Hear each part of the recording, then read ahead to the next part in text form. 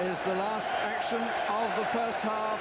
But there was an opportunity then for Badr at the finish, as there was for Swire early at the opening of the game. But here's the man whose goal divides the teams. Cap number 40, goal number 19 for his country by the captain, Alan Shearer. Well, Badr just at the end, he's the sweeper. He would like to get forward. He was doing that more and more in the second half. I don't think it had too much power, but England got better, as you say, as the half went on. I think they thoroughly deserved to get the goal. And now the onus is on Tunisia to be more positive the second half, and that might give more opportunities for England. But a good half-time scoreline. A half-time cup of tea will be all that more enjoyable, Des.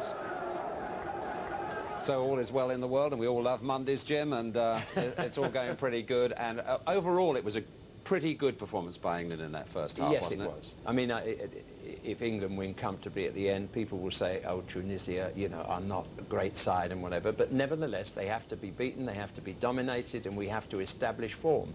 And I think they've done that with that frightening moment at the start where they nearly went one behind. But apart from that, I should think Glenn Hoddle will be congratulating far more than he will be moaning at half. We've seen it from the other lower ranked sides, as we said before, Alan, here, how difficult they can make it. So, I mean, to be 1-0 up at half-time is perfectly satisfactory. And last 25 minutes, they could have had 3 or 4 goals. The philosophy has always been, if the opposition have got a weakness, hit them and hit them hard.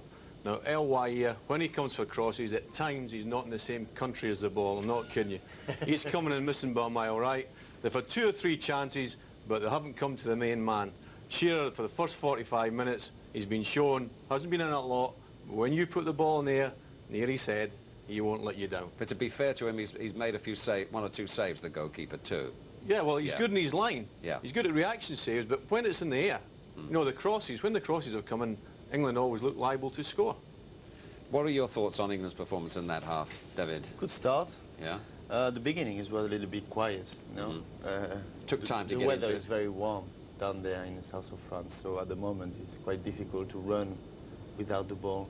So I think a few chances, some chances, very good to score goals, and at the end, Shearer, like Batistuta and all the strikers, always there. They're there at the right time, because we just said just before that he was, you know, he was there and trying hard, but you know, hadn't done very much, Shearer. The great thing about Shearer is it doesn't matter how he's playing, he'll keep going for you. He'll keep going, and if you give him the service, he will not let you down. Time and time again, he does it. And this is a one. Great ball in, difficult to defend against. You know, he's strong, resilient. The keeper comes, misses by a mile, and it's in the back of the net, and it's simple. The goalkeeper was in no man's land. He was nowhere near the ball, nowhere on his line. I mean, you can't do anything worse than disappear. There was that little worry right at the start, wasn't there? We were all going, oh, no. Fencing going forward. Very, very good. We'll see an example of him going forward here, don't we? Yeah, very, very impressed. And at the season, he was just a little nervous because of the position you were in. I wondered whether he would recapture the confidence with England, and it looks as if Hoddle has re-established that confidence, you know, to be a winner. I think it's another example of the manager showing faith in players that have done well for him. Because as Jimmy said, at the end of the season, Saul was struggling a bit, but he's always played half decent for England. Hoddle's got tremendous faith in him. Right, play him. England managers have faith in Anderton too, don't they? I mean, he'd hardly played before Euro 96, came into the England team and did well. Same again this season, and he's done pretty well today. I think he's been excellent. Yeah. Not ideal preparation, as you say, but he's gone in there and you know, he's got up and down. He's been good in the ball. Yeah. And it's imperative that when he gets the ball wide, that he crosses it. I mean, we've seen some on the other side from Lasso, good balls into the box. They can score more goals. I think the rhetoric in the dressing room at the minute will be hit them and hit them hard because they've got weaknesses. You were saying earlier that Anderton, although he hasn't played much for Spurs this season, does impress you in training. Why? He's particularly skillful, isn't he? He's very skillful. I was impressed because at the beginning of the season... Didn't know who he was. Yeah, I knew him. I knew him, but I saw him on the pitch 6 months later. Yeah. So I was quite impressed by his quality. His passing game is very sharp, very... It's cute. Yeah, smart. It's very good, and I'm very happy to see him. Well, as we make notes as we go along through the half for things we might talk about, I mean, the name of Scholes is on my sheet of paper quite a lot here. I mean, he had a good half, didn't he? And a lot of good moves. Yes, he did. And, you know, no discredit to him. Yeah, if that is Alan Shearer, it's in the back of the net. Yeah, it was a mishead, but his intention to keep the ball low, I think, was right. It was the best chance of the match, apart from the goal. You probably would have scored it because you were I just wouldn't a have, bit you're right, longer. I wouldn't have been in there, but I'm telling you this much. If Alan Shearer, would he have scored that?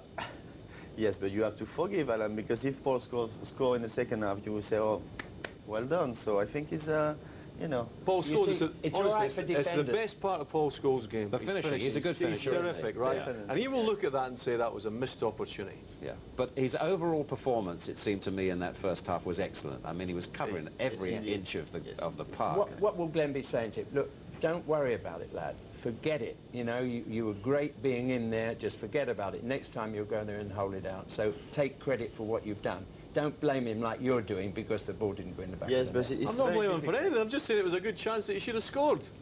Yeah, agreed. Look, go on, have a row. We don't care. The people at home Agreed. love a row. He should have scored, but I forgive him for missing.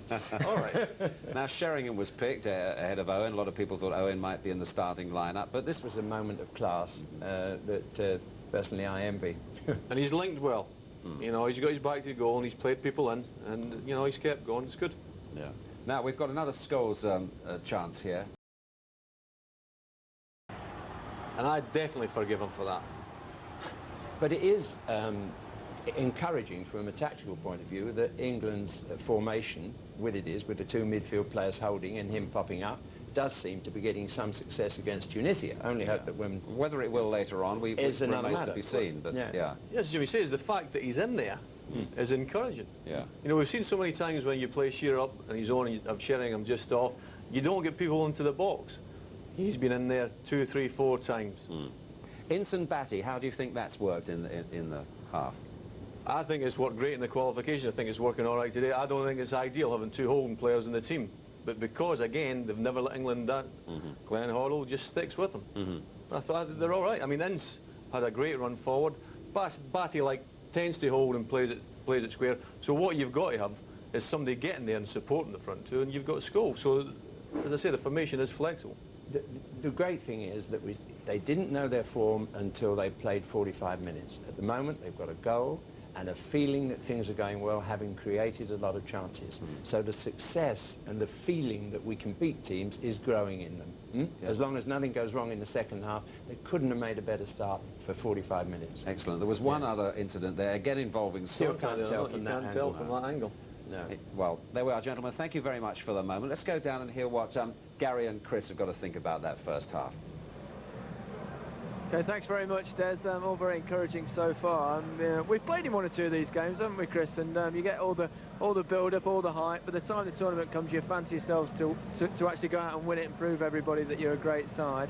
But the opening 20 minutes was like they always are, realism. Yeah, it was after the event as such, but a little nerves. Took a while for England to settle. But apart from the one chance Tunisia had in the first 10 minutes, they've controlled and dominated the game. It was just a gradual build-up, really, wasn't it? And you could sense the goal coming. I think the whole stadium could, couldn't they? It was... Yeah, I think after 30 minutes, England took control. There had a lot of corners, a lot of free kicks, a lot of crosses going in, and that's what the man Shearer lives on. And he'll fall into Paul's goals, who normally took them away as well. Who's impressed you most in the England team in the first half? Well, I think the back three haven't really been tested yet. I think the midfield have dominated, and I think it's the wing-backs, especially Graham Lassau, is getting down that flank ever so well and putting some great balls in. Now, if we were looking at this as a neutral game, like one of the other games we've seen, we'd probably be saying that Tunisia aren't very good, wouldn't we? No, they're not a test at all for England. The good thing is now England have scored, and now Tunisia have got to come out. It'll be interesting to see after, what's a hot day, it'll be interesting to see after about 60, 65 minutes if Tunisia look a bit fresh, make a couple of substitutions, and maybe give England a bit of a test. But at the minute, if England get the second goal in the first 10, 15 minutes, I mean, it could end up 3 or 4. Yeah, England are working hard, aren't they? And that extra space could create those chances. And Shearer looks sharp and he looks hungry to score, as he always does. Well, I think he wants to be top scorer like he used to be, and I'm sure there's a few more goals in this game. And this is a great opportunity for him to get his 2 and 3 goals, because, as you said, this is probably the weakest team in the group. Okay, what do you make of Darren Anderton's performance? I mean, a lot of people say Beckham should be in there, but he's done okay, hasn't he? He's done well. He's got a good balance. He's even got himself in the box and had a header himself. You know, we know Darren's got a good goal record for England, and his movement and the balance he's given away is very, very good. Okay, thanks, Chris. Back to you guys in the studio. Okay, boys, thank you very much indeed. How do you think England have looked in comparison to some of the other, perhaps better teams that we've seen in this World Cup so far, Jim? Well, maybe we're a bit biased in feeling it's more entertaining because there's the excitement of whether our team is doing well or not. But nevertheless, once the first 30 minutes had gone, the bit of sparkle that we saw then with 3 chances in 7 minutes, 3 good chances in 7 minutes, I will encourage them enormously. And then they were a different team from the one that had played the first 30 minutes. We were full of worry and trepidation, you know, are we going to be a good team or are we not? So, yeah, there's nothing to fear at the moment. They've played a competitive game, having to wait a long time, you know, before that happened. It was a long wait, wasn't it? It was a long wait, and they're feeling they're in the competition. You know, we're in the ring, we're in the fight, and so far we're 1-0 up. If they can do 2 goals, 3 goals in the second half, then they can sleep calmly tonight, knowing that the group is not safe, but nevertheless they've taken the first very important step. David, what would you say about England in comparison to the others? In comparison to the France performance, for example. I mean, the French did very well in their opening game, didn't they? Yeah, because they scored 3 goals. Yeah. But I think as South Africa, they didn't play so well. But it's the first game, so I think we have to be positive. England is leading the game. Yeah. And at the end, if they win and they take the 3 points, it will be the most important because as Jim mentioned, it's a week now. The competition starts, so the players... But what about the look of them in comparison to, you know, what France? A little bit quiet. Italy? I thought a little bit more of passion, you know. That's what we need to enjoy it more, like, you know, watching TV. But I'm sure in the second half it will be like that. Yeah, the way he says passion, you know, I'm sure some of the ladies watching at home will get quite the wrong meaning from that, but I know exactly what you mean. What do you know about passion? Says, well, I know when he says it, it's quite enticing. It reminds you, does it? It reminds me of days gone by. Long time ago. Look ahead to the second half for us now, Alan. Much the same. England will play the same, no changes or anything? No, not at all. Keep going with the same system, same formation. The first 20 minutes, you couldn't fault them for effort and application, but the last 25 minutes, they've passed it, they've moved it. They've got good chances. They've got the goal, the important goal. I think they can build from there. Sheringham partnership, produce the goods again. Just continue the way you've been going.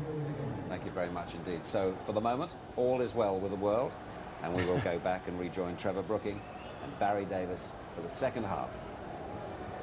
Well, I should tell you that during the half-time interval, England had Gary Neville and Martin Keown warming up. On the suspicion that Graham Lasso had got a knock late in the half. But he's out on the pitch, and England are unchanged for the start of the second period. The Tunisian team warmed up the player I thought would have been in the lineup at the start, Zubair Beya of Freiburg, twice Tunisian Footballer of the Year. But he rather fell out with the coach of this year's African Nations Cup. He substituted him in the first match when they lost to Ghana, and he reacted somewhat, and they haven't got on that well since. But they did have him warming up, and it may be that he's going to be introduced.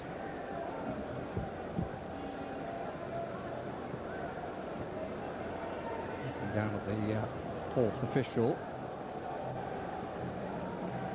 Yes, Beya is going to come on at the start of the second period. There he is.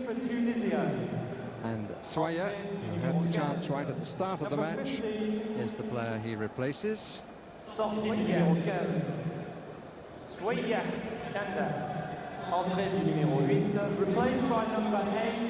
David Seaman now has the support of England actually, as well as metaphorically behind him. Crowd in shirt sleeves and some not even bothering with the shirts. Be careful, it's quite warm.